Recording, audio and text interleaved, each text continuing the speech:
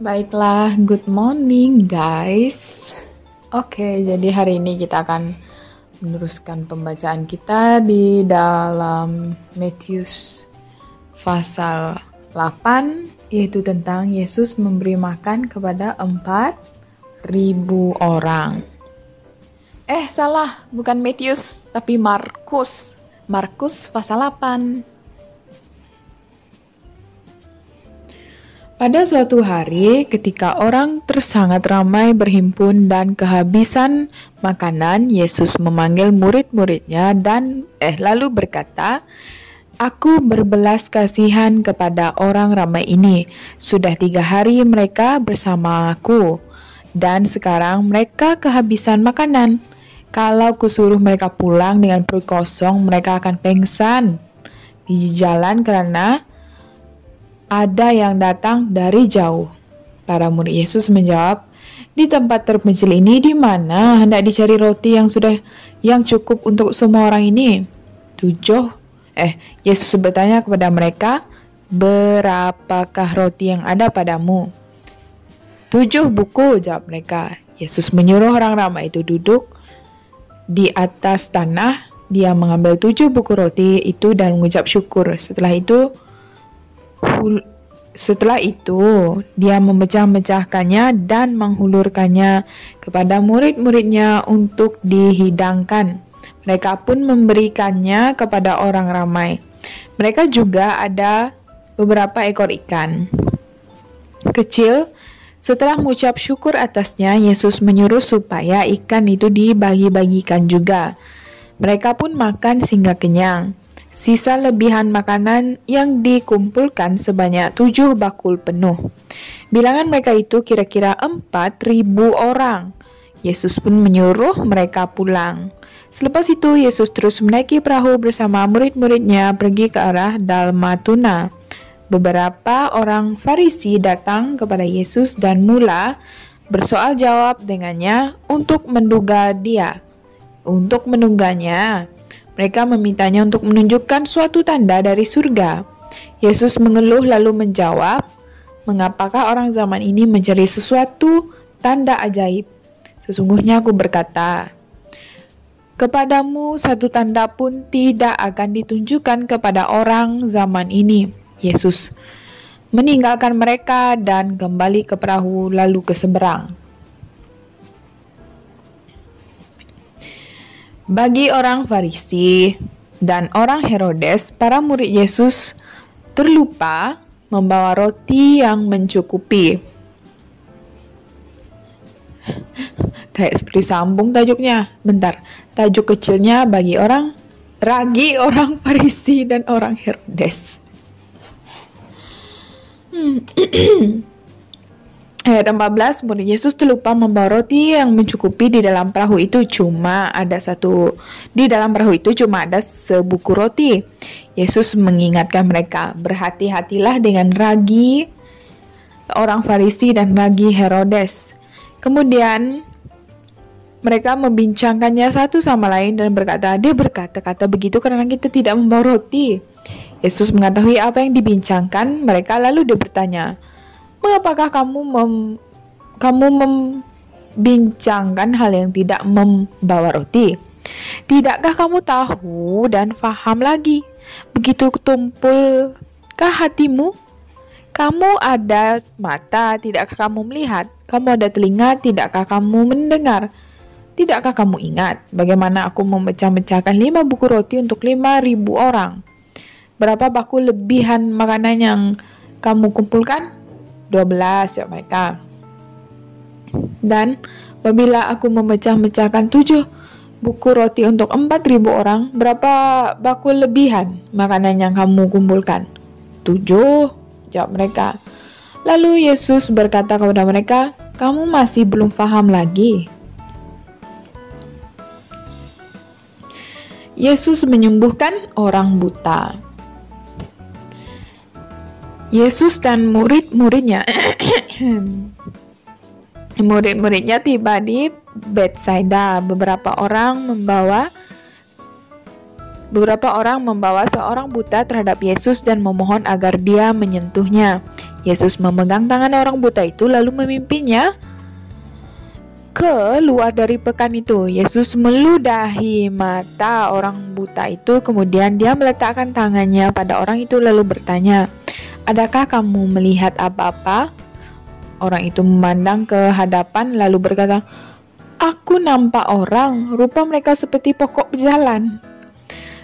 Sekali lagi Yesus meletakkan tangannya pada mata orang itu. Setelah orang itu berusaha melihat, kali ini penglihatannya cukup terang dan matanya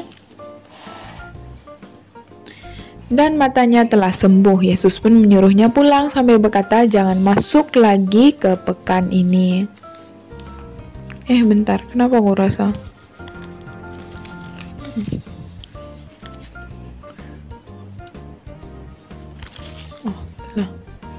Pengakuan Petrus.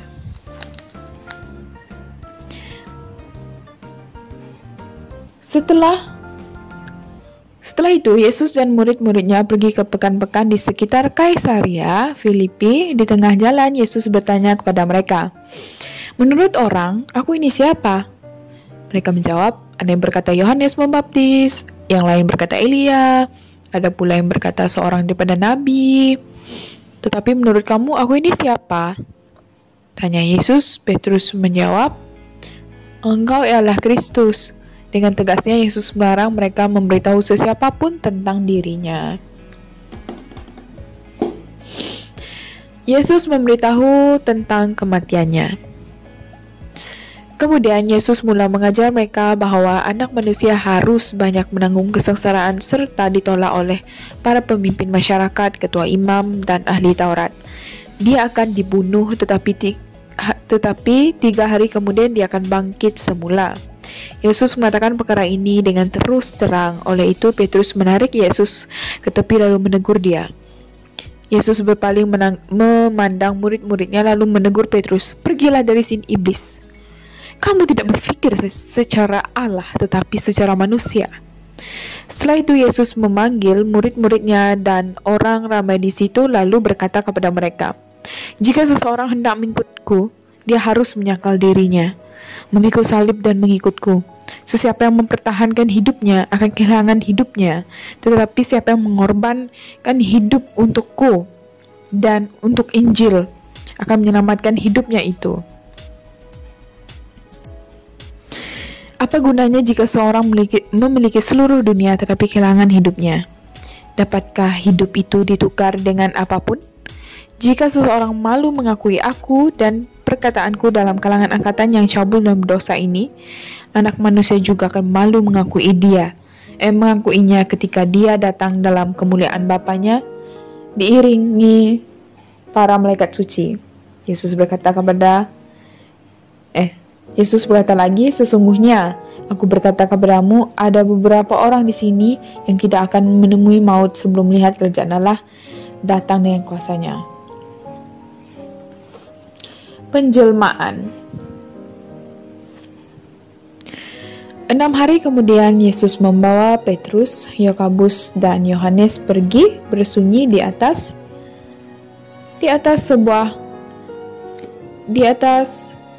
sebuah gunung yang tinggi. Di situ Yesus berubah rupa di hadapan mata mereka. Pakaiannya menjadi putih berkilau-kilauan laksana salji. Tiada siapa di bumi ini dapat memutihkan kain sehingga seputih itu.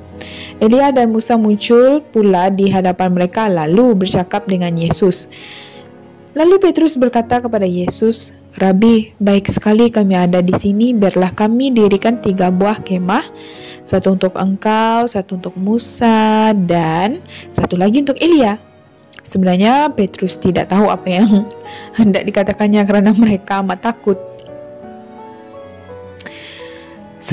Segumpal awan melitupi mereka. Suatu suara terdengar dari dalam awan itu, "Inilah anakku yang kukasihi, dengarlah kata-katanya." Tiba-tiba ketika mereka memandang sekeliling, mereka tidak lagi melihat sesiapa di situ bersama mereka selain Yesus.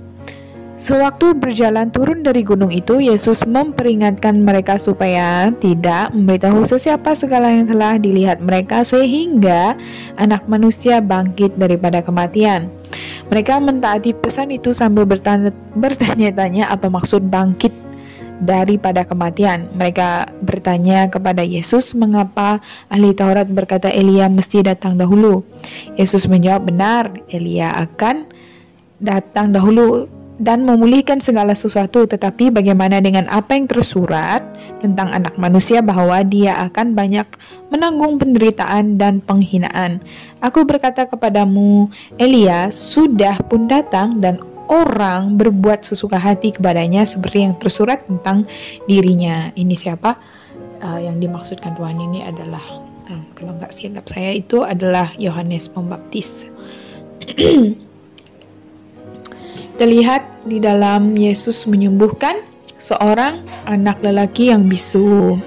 Apabila mereka pulang mendapatkan para murid yang lain, mereka melihat ramai orang di situ. Beberapa orang ahli Taurat sedang bersoal jawab dengan para murid Yesus.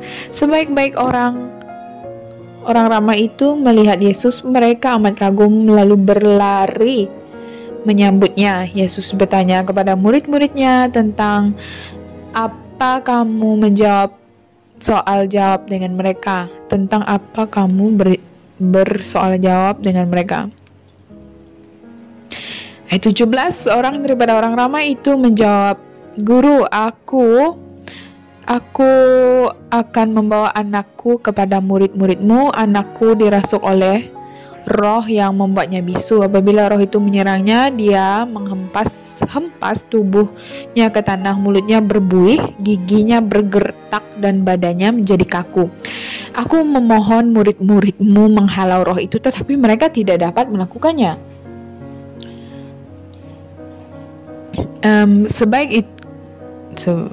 Yesus berkata kepada mereka, hai angkatan yang tidak percaya, berapa lama lagikah aku mesti ada bersamamu? Berapa lama lagi aku mesti bersabar denganmu? Bawa anak itu kemari. Mereka pun membawa anak itu kepada Yesus. Sebaik-baik roh itu melihat Yesus, ia pun membuat anak itu sawan, lalu jatuh berguling-guling ke tanah, mulutnya berbuih-buih. Yesus bertanya kepada bapa anak itu, sejak bila dia begini? Bapa anak itu menjawab, sejak dia kecil lagi. Sudah berkali-kali roh itu coba membunuhnya dengan membuangnya ke dalam api atau air. Kasihanlah kami dan tolonglah kami, kalau engkau dapat menolong. Yesus berkata kepadanya, apa katamu? Kalau engkau dapat, segala sesuatu mungkin bagi orang percaya. Bapa itu segera berseru, aku percaya. Tolonglah aku yang kurang percaya ini. Ketika Yesus melihat orang ramai datang berkerumun, dia membentak roh itu.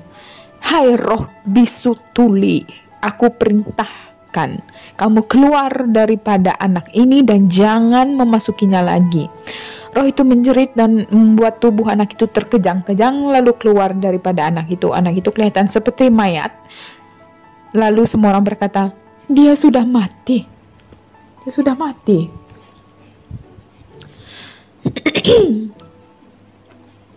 Tetapi Yesus memegang tangannya dan menolongnya bangun. Anak itu pun berdiri. Selepas itu Yesus masuk ke rumah. Ketika tiada orang lain di situ, murid-muridnya bertanya kepadanya, mengapakah kami tidak dapat menghalau roh itu? Yesus menjawab, jenis ini tidak dapat dihalau dengan cara apapun kecuali dengan doa. Wah guys, ini terbukti yang kita bahwa doa itu sangat penting ya. Setelah itu Yesus dan murid-muridnya beredar dari situ dan meneruskan perjalanan melalui Galilea. Dia tidak mahu orang tahu dia di sana karena dia sedang mengajar murid-muridnya. Dia berkata kepada mereka, Anak Manusia akan diserahkan ke dalam tangan manusia dan akan dibunuh, tetapi selepas hari ketiga dia akan bangkit semula. Mereka tidak paham arti kata-kata itu, tetapi takut hendak bertanya kepada Yesus. Siapa yang terbesar? Mereka tiba di Kapernaum. Setelah tiba di rumah, Yesus bertanya kepada murid-muridnya, apa yang kamu persoalkan di jalan tadi? Mereka tidak menjawab karena dalam perjalanan mereka telah mempersoalkan siapa yang terbesar. Yesus duduk lalu memanggil muridnya yang 12 itu. Dia berkata kepada mereka, "Kalau sesiapa ingin menjadi yang terdahulu, dia mestilah menjadi orang yang terakhir dan hamba kepada semua orang." Selepas itu dia memanggil seorang kanak-kanak dan menyuruhnya berdiri di hadapan mereka semua. Dia mendekap kanak-kanak itu sambil berkata kepada mereka, "Sesiapa yang menyambut seorang kanak-kanak seperti ini karena namaku menyambutku, siapa yang menyambutku bukanlah menyambutku, tetapi menyambut dia yang mengutusku." Ngerti nggak maksud ini? Itu kalau kamu ingin menjadi yang terbesar itu, kamu harus seperti Yesus. Dia bila dia turun ke dunia ini, dia bukan dilayani, tapi malah dia yang melayani, kan? Oke, kita lihat di dalam Menghalau Roh Iblis ayat 38. Yohanes berkata kepada Yesus, "Guru, kami melihat seorang lelaki menghalau roh-roh iblis dengan namamu, lalu kami larang dia karena dia bukan dalam kumpulan kita." Amen. Tetapi Yesus berkata, "Jangan larang dia, karena seseorang yang melakukan mujizat dengan namaku tidak mungkin mencelaku." Sejurus lepas itu, orang yang tidak menentang kita memihak kepada kita. Sesungguhnya aku berkata kepadamu, sesiapa yang memberimu secawan air dalam namaku, karena kamu pengikut Kristus, pasti akan mendapat ganjarannya. Kita lihat di sana, menyebabkan orang lain berdosa, ayat 42. Tetapi sesiapa yang menyebabkan seorang daripada kanak-kanak yang percaya kepadaku ini berdosa, lebih baiklah baginya jika batu kaisar diikat ke lehernya dan dia dicampakkan ke dalam laut. Jika tanganmu menyebabkan kamu berdosa, potonglah tangan itu. Lebih baik kamu memasuki hidup dalam keadaan kudung sebelah tangan daripada mempunyai dua tangan tetapi terhumban ke dalam neraka, ke dalam api yang tidak terpadam. Di sana cacingnya tidak akan mati dan apinya tidak akan padam. Jika kakimu menyebabkan kamu berdosa, potonglah kaki itu. Lebih baik kamu memasuki hidup dalam keadaan kudung daripada memiliki dua kaki tetapi terhumban ke dalam neraka. Di sana cacingnya tidak akan mati dan apinya tidak akan padam. Jika matamu menyebabkan kamu berdosa, cungkillah mata itu. Lebih baik kamu memasuki kerajaan Allah dengan sebelah mata sahaja daripada memiliki dua mata tetapi terhumban ke dalam neraka. Di sana cacingnya tidak akan mati dan apinya tidak akan padam. Setiap orang yang disaluti api, setiap orang akan disaluti api. Garam itu baik tetapi tidak menjadi tawar. Bagaimanakah garam dapat dimasinkan semula? Apakah garam pengukuh dalam dirimu? Apakah? Adakah? Adakanlah.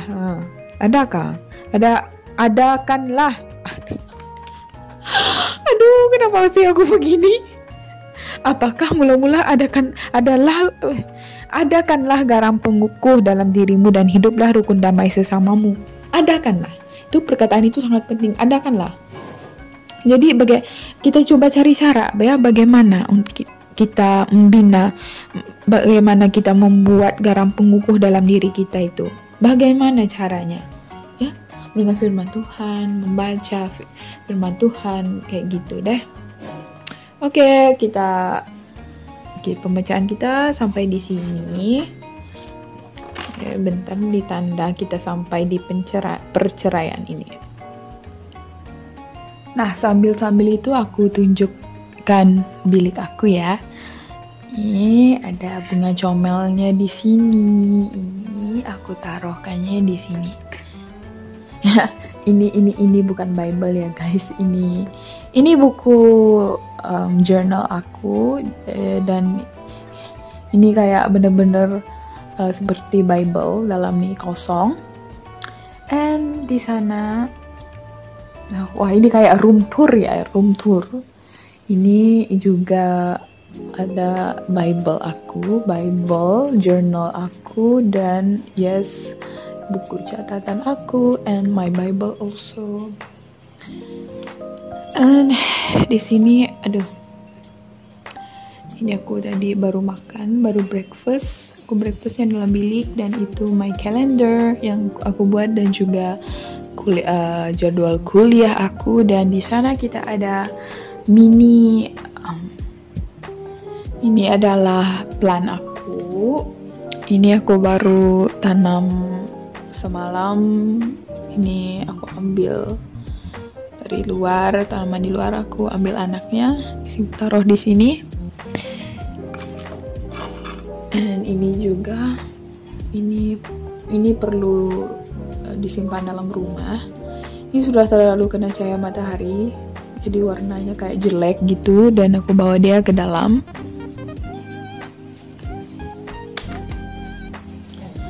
Ada sedikit daun ini. Aku nggak ada banyak collection, and yes, aku itu bukan orang yang jenis rajin siram bunga, tapi aku suka daun-daun kayak gini dalam bilik, tapi aku malas untuk siram. Jadi aku rasa aku patut beli yang plastik. And ini adalah bilik aku. Aduh, aku nggak mau lagi tunjuknya. Tunggu di dalam next vlog, aku akan tunjukkan kasur aku, katil aku, perabot aku gimana. Tunggu biar sedikit kemas. Terima kasih karena membaca bersama dengan saya hari ini. Yes, this is my mini studio here. Setengah kawasan ini adalah studio aku. And yang di belakang sana adalah semua pakaian-pakaian dan kasur aku. And show you this. Nah, aku bangun pagi, aku lihat ini terus guys.